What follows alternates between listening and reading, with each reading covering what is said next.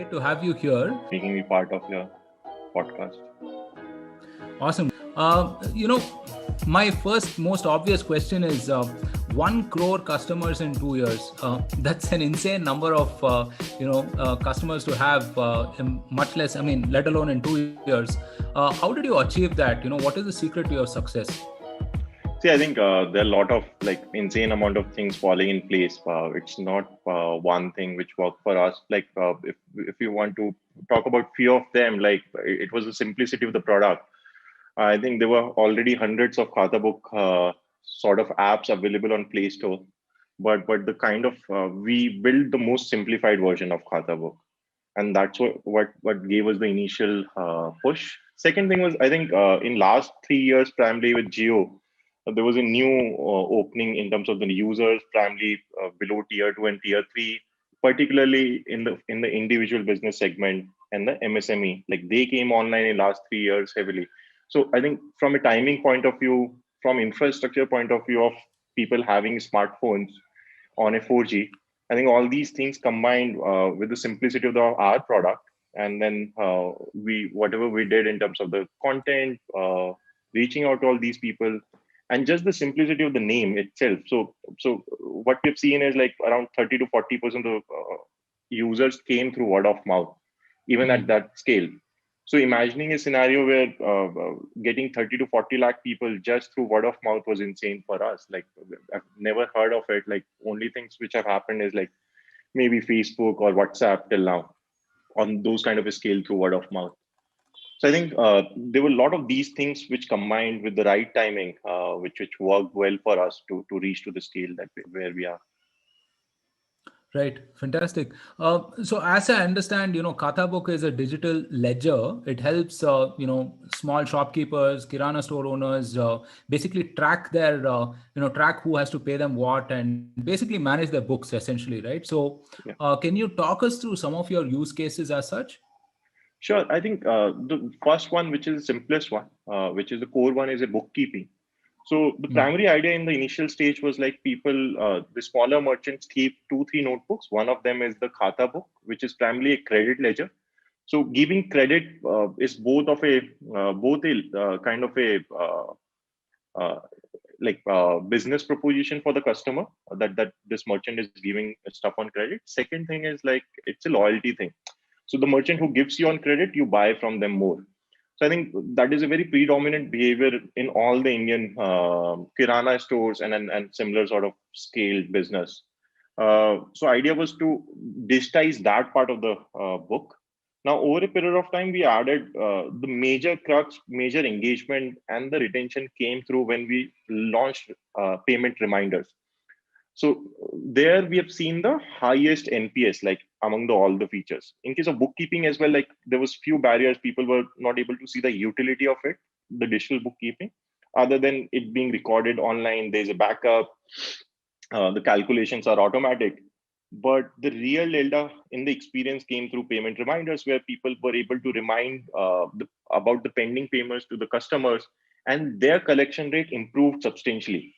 So in India, that psychologically that barrier exists where people are highly reluctant to ask back for the money that they've given on credit. So as a society, like it's still a taboo to do that, and then that is a large scale problem for all these smaller merchants. So I think within the automated system of Khatabook, they were able to see the collection improving substantially, and then that's where I think we were able to go towards this steep rate of growth, as well as this kind of a NPS and the word of mouth. Right. So, take us through what your funnel looks like, right? So, how do you acquire customers? How do you onboard them and so on? Sure. So I think acquisition varied from quarter to quarter. Right now, we started initial 6 months were primarily organic, where people coming from Maharashtra, Gujarat, Rajasthan, like which are the early adopters in terms of any new software for business, any new best practices for business.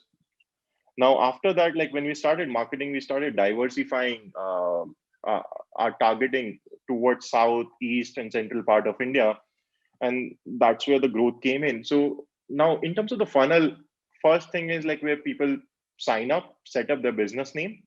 Now, once they've done that, the home screen will show them the next step, which is add a customer. So idea is like for them to add customers, and then against those customers, add the transaction that they've given on credit. Now, for the initial user, what will happen is they would have already had a book where the pending transactions are noted down. So usually what people do is like in the initial 2-3 days, we see a huge chunk of transaction being added by a merchant because they're already transactions which are not settled yet, which are already part of the offline book. So a lot of people like add almost like 10 to 100 transaction within initial 1 or 2 days to digitize the existing book that they have.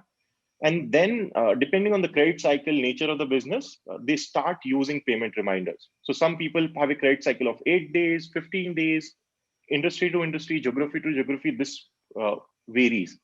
Now what we have seen is once the settlement happens, that's where like after week 4 there's hardly any churn off, and after week 12 there's no churn off at all. So we get a lifetime retained user. If the user is in the system for 3 months, they get retained for lifetime. Now it's been almost 2 years.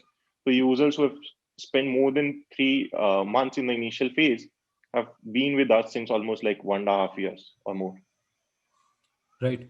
So for you, that aha moment is when that collection happens, right? I mean, essentially what you're trying to do is eliminate all of the friction between when a person is owed money and when he gets that money. Yeah, that's correct. Right. So, I mean, we hear a lot about product-led growth, and I'm sure you have certain views about it as well, right? Mm-hmm. I mean, how much of an overlap is there between what you do and what, let's say, the product team does? I think it works very, very closely, primarily because it's just a product-led service that we are providing to merchants at the end of the day. So even what we do at marketing is just an extension of the product communication. So better communication that we are able to build in the marketing campaigns, more easier it becomes to onboard those users on the product and build better understanding of them in terms of what they could expect from the product. So that is one aspect. And second aspect is like where we see content as a great engagement tool for people for using the product. So we've built educative content for the users within the app.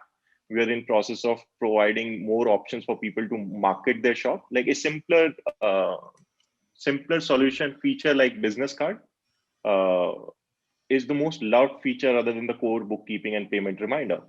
Nice. When we started understanding it, so what we saw was like now people had a chance to send their business card over WhatsApp just through a simple tool within Khatabook.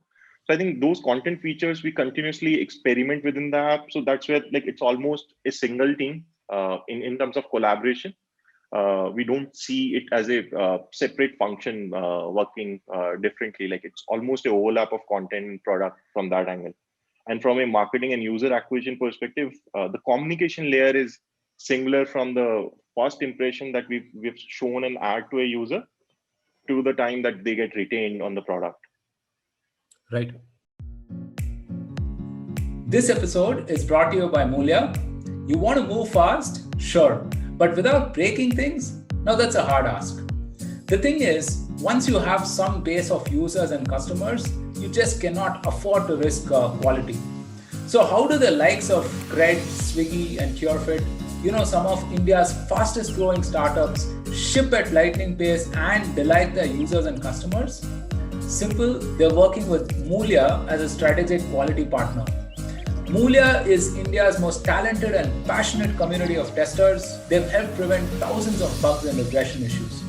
So as a CTO or a product owner, if you want to reduce tech debt, especially while you scale, do check out Mulya.com. I've interviewed Mulya's founder and CEO Pradeep on the podcast earlier, and we spoke about how startups can improve quality while scaling and things to that effect. You should definitely check it out. I'll link to it in the description below. Now back to your regular programming. Right. So let's talk about your user and your customer, right? Now, MSME is a very it's a catch-all term for many different types of users, right, and customers. You could have like I don't know, maybe like a 200 member business, or you could have like a one member Kirana shop, or you could have like a family business, etc., etc., right, of comprising about 10 or 12 people. So what is the targeting? How do you do that targeting? And can you take us through some of the characteristics of this user demographic? What do they like? What do they not like? And how do you market to them? Sure, I think it's the most diverse set of people Yeah. that you could build a business for, not only in terms of, let's say, behavior, but also in terms of geography, the language that they speak, in terms of the nature of the business, like category of the business that they are running, or the scale of the business that they're running.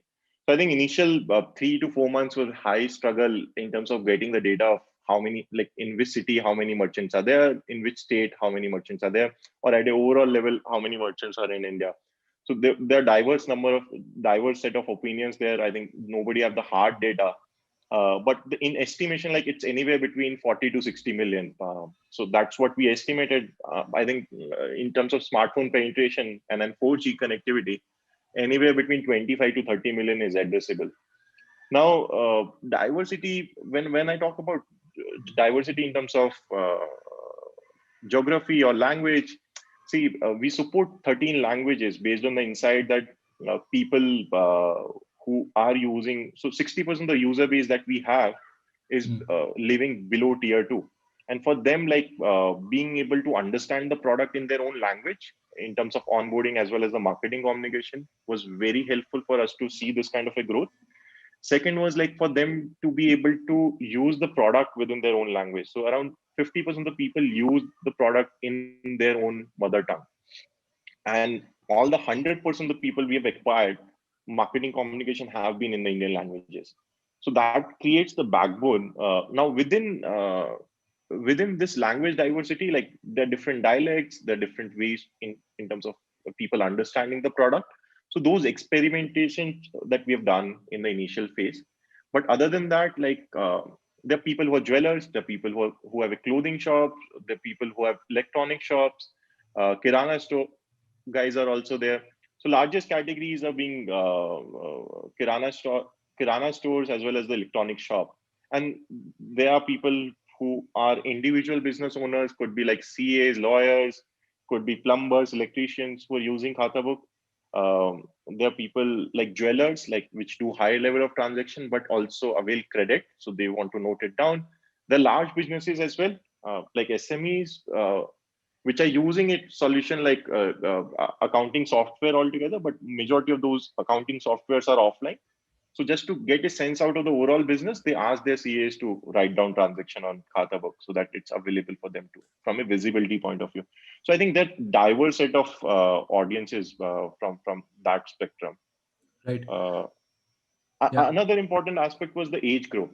So I think we have been able to penetrate really well in the age group of 35 to 45, which we saw as a challenge. That so it was very easy to get people from 18 to 30 who have a business or who are starting up in tier 2 and below, because they are early adopters. They understand the digital natives primarily. So that came through, but being able to grow within this segment, which is the largest segment and which was not digital native, which came online in last 1 or 2 years only. So we have been able to successfully onboard them, and then the reason being the simplicity of the app, as well as simplicity of the communication that we have been able to build in their own mother tongue. Right. So talk us through your marketing. What are your typical campaigns like? What channels do you employ, and how do you reach your prospective customers? So I think it's again highly diverse. So we started primarily with Google and Facebook in the initial days, but realized after one point that these channels provide limited reach beyond tier 1 and tier 2. So that's where we started experimentation in terms of channels. So we experimented with TikTok, which was live at that time and which was in the early stage of growth. Then with the success of TikTok, we experimented with a lot of gaming apps, Hotstar. So Hotstar became a leading factor because I think one of the unique factor which happens is like cricket, live cricket consolidates all the digital viewers on Hotstar for that particular day. So that became the most interesting property for us to experiment and acquire users.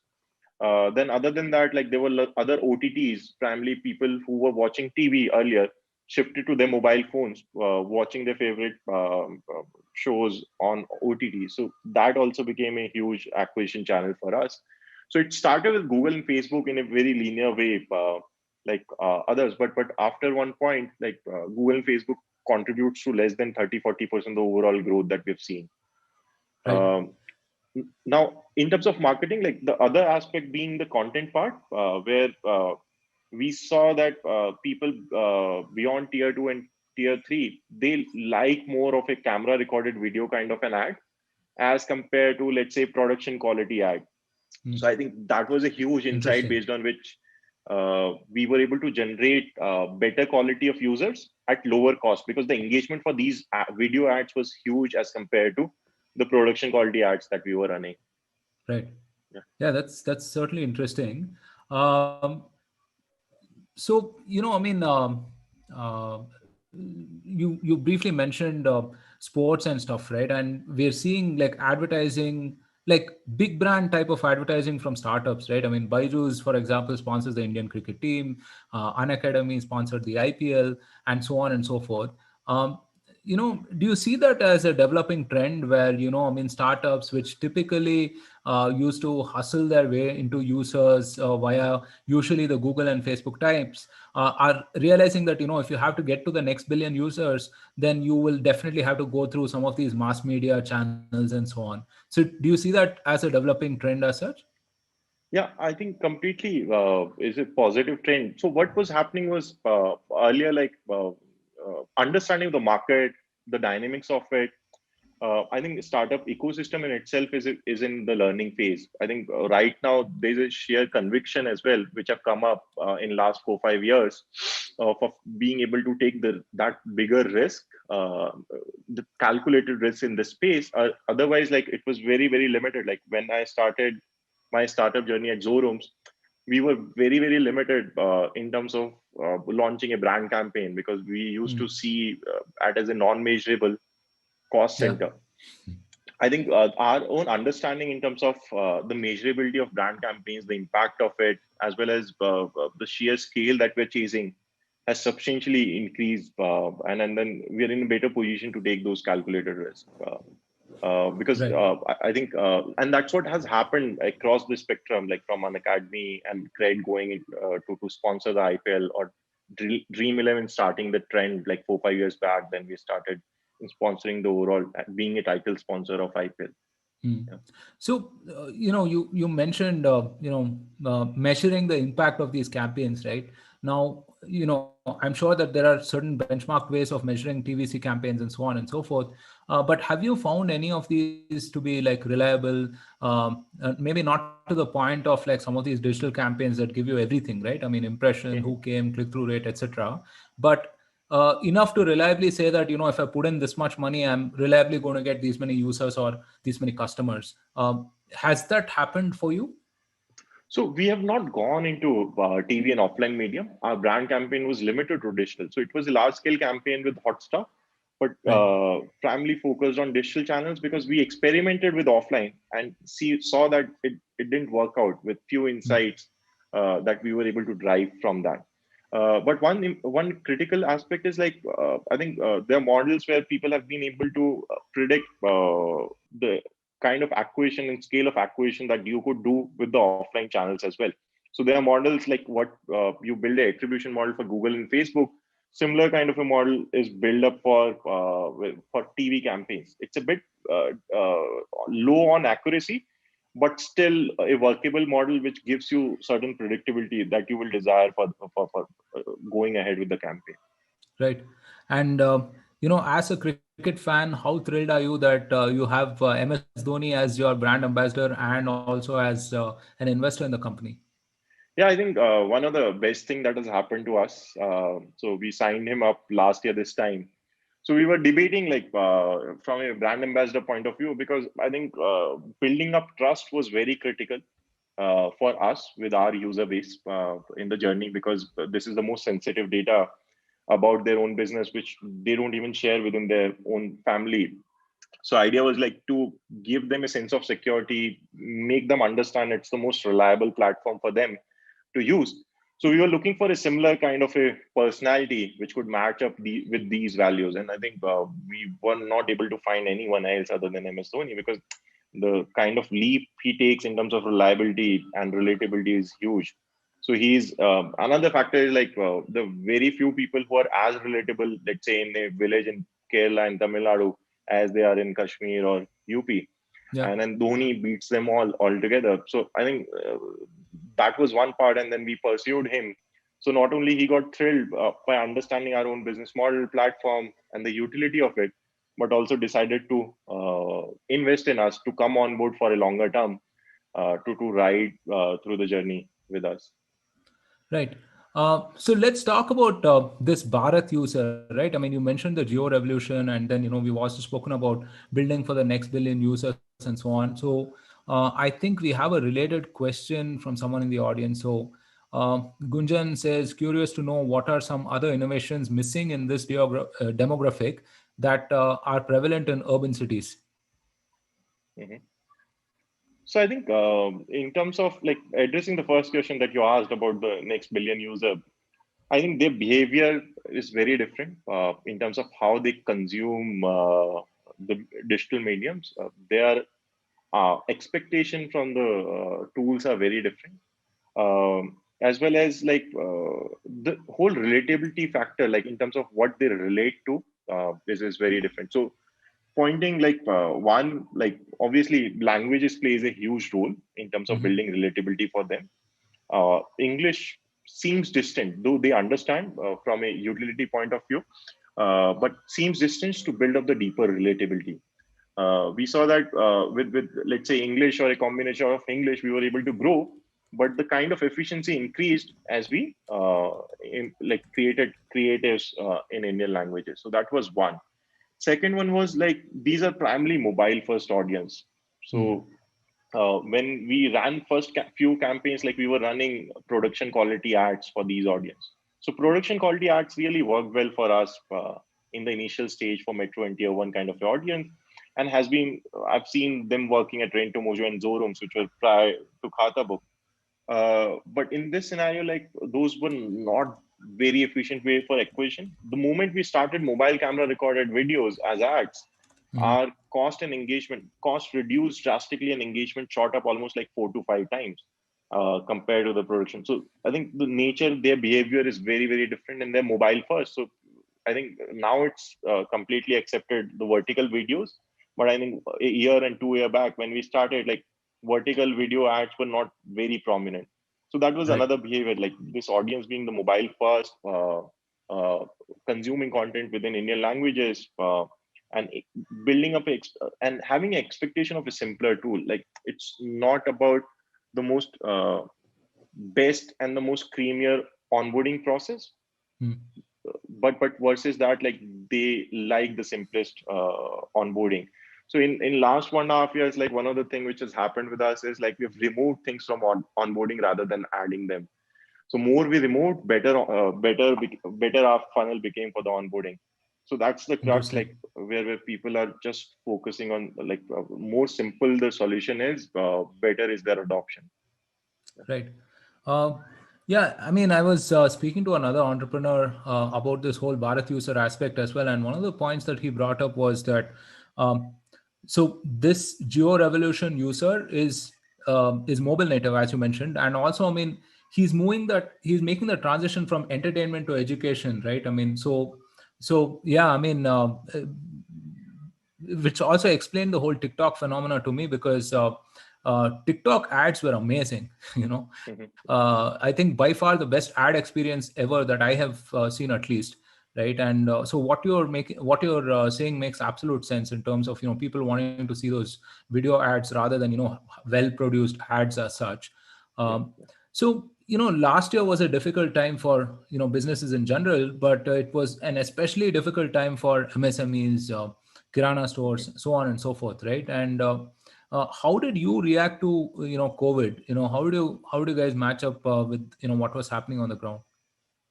So I think we saw this trend early on, like in terms of the adoption, like engagement on the product, like number of transactions, the credit cycle got shortened up, the credit period that people were giving, the amount of credit reduced substantially. So by mid of March is when we saw a decrease in engagement on the product.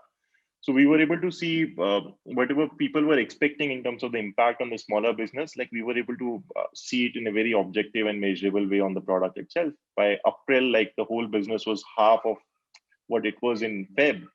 So we reconsolidated. I think it was a time of uncertainty, and then everybody was in a unknowable situation at that point of time. So we were recalibrating in terms of what our users would require. So there was a active calls that we were doing to the users to understand like how they're impacted, what are the features they will be required. So we created one of the primary simpler thing that we created was a COVID information card, where people, like a business card where you could fill up all your business related information and share.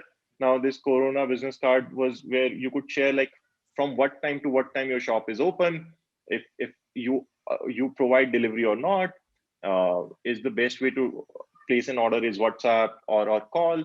So all those information, and then people could share it with their customers, like which their number is with them, or they could print it on their shop.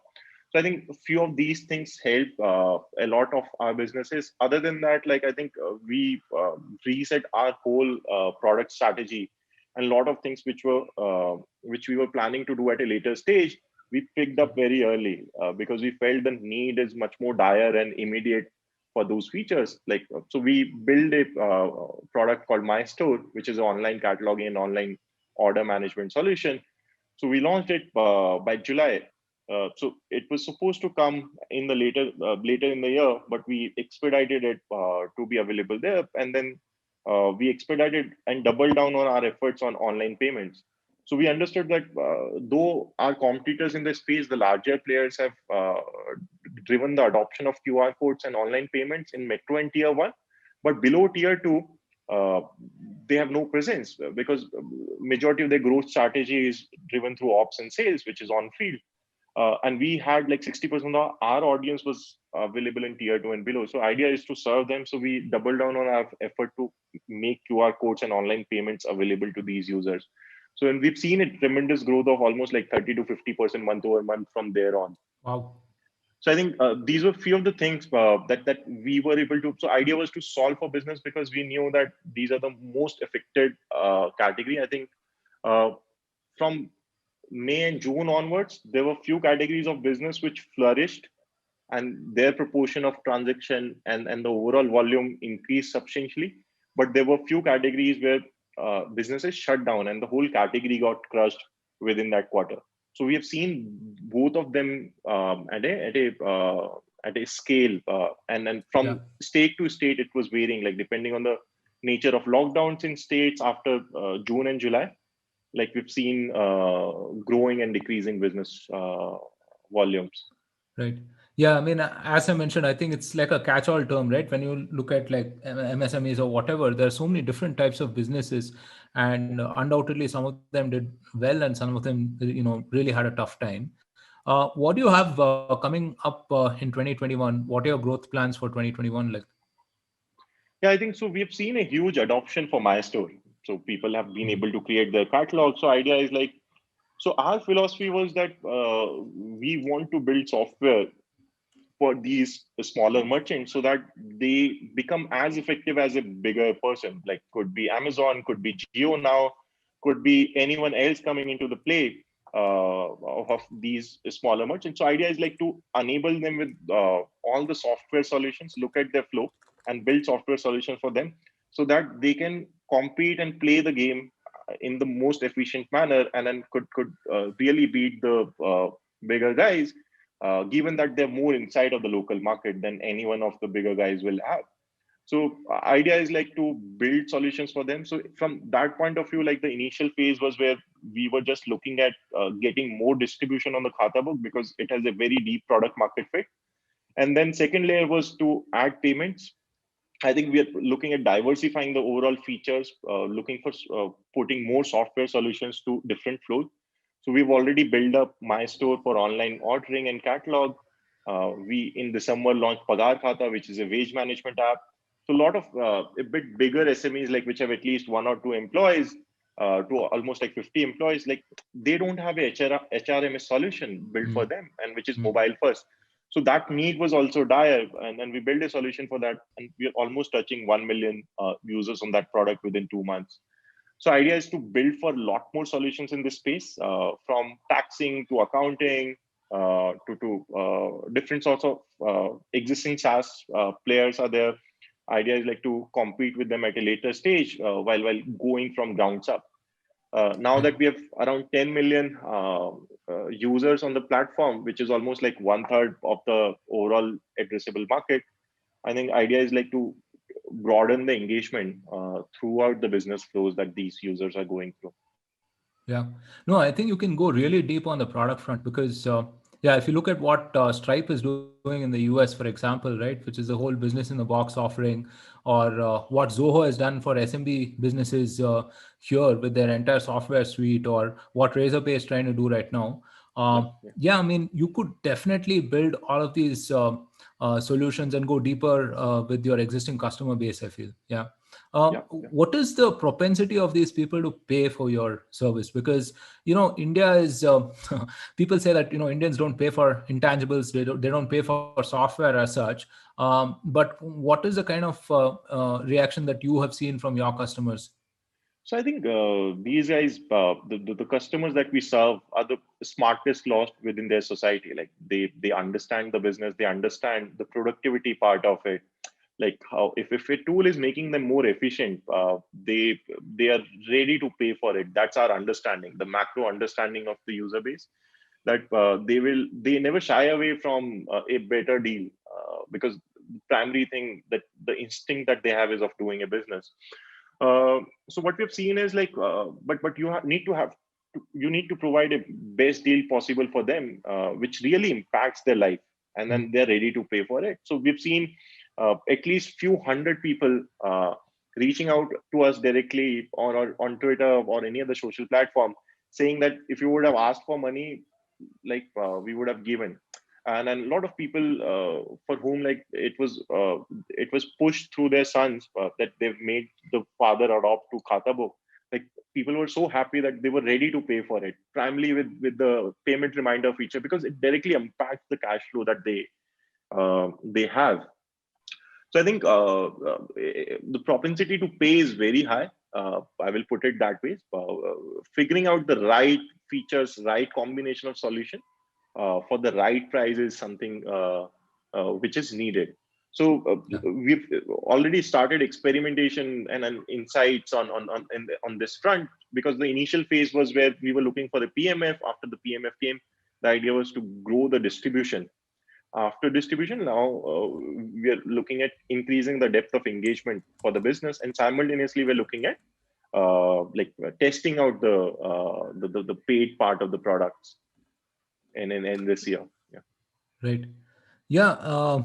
I mean, these class of users, they really don't have time for vanity purchases. I feel like, I mean, as long as you're aligned with fundamental value and it's adding to the business, right? I mean, Yeah. I think they'll definitely spend, like you mentioned. Uh, what are your thoughts on expanding the business beyond India to maybe Southeast Asia, like Indonesia or Vietnam, similar markets? I think the same sort of population density, literacy, so on and so forth. Have you guys thought of that? Not very actively, but what one of the like few interesting pointers that I can talk about. Like one is like we made Khatabook open for every country. Like few like in the first year itself, and in last 1.5 years, like what we've seen is like it being one of the top apps in Pakistan in the business category, top apps in Bangladesh, Sri Lanka, even few countries in Southeast Asia, few countries in Caribbean like Trinidad, Tobago, Fiji, all these countries, like we're in the top 10 within the business category. Because I think similar. So what we have seen is like wherever the retail is not organized, like wherever Mhm. there's a large amount of SMEs which exist, they provide stuff on credit, and wherever the credit is much more wider. So in case of Southeast Asian countries, we've seen the credit is not that a dominant force as it is in India or South Asian countries. So typically, like for India, like around 35% overall business happens on credit, from a merchant to end consumer point of view. In case of Indonesia, that percentage is less than 10. And then I think similar behavior exists in the Southeast Asian market. But we do believe that in terms of all the developing countries, and then countries primarily in Southeast Asia, and Africa, are very ripe enough for this kind of digital solutions for their smaller businesses. Though we have always, whenever we have talked about it, we always thought of doubling down within India, because we see that it's the biggest opportunity which is available right now, and the path to solve for it is huge. So we double down with the new products, with going deeper, going more local, putting up more languages and features. So I think the focus will remain for Indian market, and then idea is like to leave these apps open to see like whatever organic traction that it goes from the other countries. Yeah, I mean, 10 million is a big enough number for you, I think, right? So, you happen to mention PMF, right? And this is like sort of the holy grail for every marketing person. When that whole flywheel kicks in, and, for every incremental effort, you see like a remarkable outcome, right? How would you define PMF for your business? And, is there, I mean, do you keep like revisiting that, or how do you think about it? So I think what we believe is like in the initial stage. So obviously, like defining a PMF is in itself is a huge like long exercise, and depends on the nature of the product, nature of the category of users, their behavior, and other things. So for us, like because it was a non-paid utility product, so our idea of PMF was like retention, measuring month 1 and month 3 retention. And we understood that we've hit a PMF when we saw people don't leave the product after month 3. And there's a huge M1 retention of almost like 1/3 of the users are getting retained even after M1, where like hardly 30-40% people retain after day 1 in case of consumer startups in Indian market. Lot of like if you don't know the number, like what happens is like around 60% of the people uninstall the app within 7 days of installing it in Indian market. I think that was one of the report by Apps Flyer. So what we saw was like around 1/3 of the people were getting retained even after M1, and after M3, like it was a lifetime retention for us. So that's where we understood that we've hit a PMF beyond what we were expecting, and then we can double down on increasing the velocity of growth. Right. So we have another question. I think it was connected to the previous question I asked you. So Ash on YouTube says, was it possible to go global from day one, like any SaaS product, or was it your team's decision to go India first? So I think like if you don't know the backstory of how Khatabook was built, like it was built by a guy in Nanded who was helping his father to manage the shop. And then Ravish reached out to that person in December 2008 to see like if we could collaborate and he could become the part of the team, and he agreed. And then so basically, see, it was a India first product built by a guy in tier 2 and tier 3, thought from a perspective of a single user, getting the right PMF at the right time, and then going to almost a 1 CR kind of a user base. So I think within the team as well, like we are highly passionate about solving for India and then building up fundamental blocks for these small businesses. I think that we've gone back again and again to refine our focus and vision. And whenever we have that discussion, we've doubled down on focusing on India and going deeper. So I think that's there. I think international opportunities obviously do look lucrative, but we fundamentally believe that India will see the biggest growth in next 10 years. So this is the best market to solve for and to be in. And we're fortunate enough to be in this market with a solution that is required and then have seen a huge PMF. So I think we do have discussions, but it almost becomes too lucrative not to go further deeper into the Indian market. Yeah. I guess it's more important what you choose not to do than what you choose to do at this point of time for you, I think, right? Yeah. So, we're nearing the end of this discussion. You worked in hypergrowth startups earlier as well, right? So you worked in Rentomojo and here as well. It's phenomenal growth. Uh, I wonder if you can talk about certain values that are essential to work in this sort of an environment for people who are listening. What are those Mhm. things they should focus on? Yeah, I think few aspects. Like I think one is so there are few aspects on the value system part. Another few aspects on the skill or a mindset point of view. I think from a value system point of view, like being highly adaptive is required to even sustain or being able to do whatever you're doing or what you're supposed to do. Second part is being analytical, like having almost like zero conviction prior to zero convictions about a new problem statement. So what happens is, like, I tell you my story at Khatabook. I worked at Zorooms at scale at Rentomojo, but when I came to Khatabook, I understood that the user base is very different. The product is very different. I have to leave all my convictions aside and start from zero to solve it as if I'm solving it for the first time. Like I have no understanding of digital marketing. I have no understanding of analytics or product, and see it from a very basic principles perspective to build from there. And I think that gives a huge advantage. And those are the kind of people that I've cherished working with, where people again go back to unlearning and go back to zero. And then from there, they try to understand and then build up the whole product or growth journey. So I think that mindset is the most critical part if you be part of any startup across different stages. Second part is, like, I think from a value system point of view, like always optimizing for the long term compared to short term. Because I think in case of shorter term, even if you get success within this environment, like it's a very short lived, because it's highly chaotic and then huge variance is there throughout the journey. So from a mindset point of view, you optimize for learning, you optimize for long term growth. I think those are the few additional things, I think, which helps you navigate through the whole environment in a Yeah. better way. Yeah, I was having this conversation with someone recently, right? And everything about what you do at startup comes across as you're overworked and underappreciated. But then that whole day zero mindset, right? It's something difficult to communicate what a thrill it is for someone who is not used to that environment. The Yeah, fact that you can reinvent everything, the fact that you can look at things in a first principles manner with fresh eyes, and really chart your own destiny, right? That is quite a thrill. Yeah. And so this has been a fascinating conversation with on many different aspects of growth and so on. So thank you so much for joining us. We should definitely catch up again. sure. Yeah, thank you so much for making me part of this. Yeah, really Yeah. appreciate it.